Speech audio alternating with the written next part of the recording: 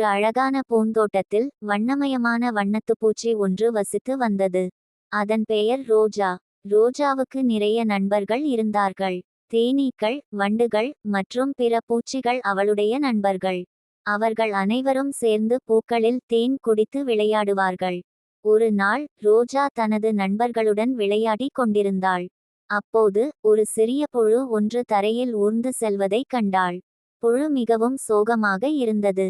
ரோஜா புழுவிடம் சென்று, என்ன ஆனது என்று கேட்டாள். புழு சொன்னது, நான் மிகவும் மெதுவாக நகர்கிறேன்.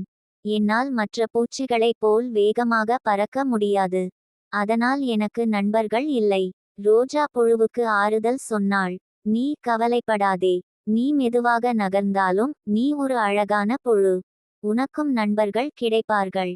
ரோஜா புழுவை தனது நண்பர்களுக்கு அறிமுகப்படுத்தினாள். தேனீக்கள், வண்டுகள் மற்றும் பிற பூச்சிகள் புழுவுடன் விளையாடத் தொடங்கினர். புழுவும் மகிழ்ச்சியாக இருந்தது.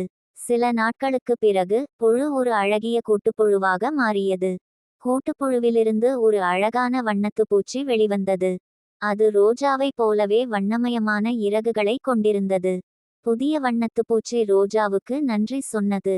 நீ எனக்கு நண்பர்களை கொடுத்தாய். இப்போது நானும் பறக்க முடியும். ரோஜா மகிழ்ச்சியுடன் சிரித்தாள். நீ எப்போதும் என் நண்பன். அன்றிலிருந்து வண்ணத்துப்பூச்சியும் ரோஜாவும் சிறந்த நண்பர்களாக இருந்தனர்.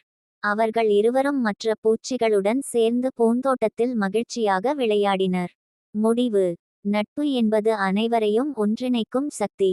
நாம் அனைவரையும் நண்பர்களாக ஏற்றுக்கொண்டு அவர்களுக்கு உதவி செய்ய வேண்டும்.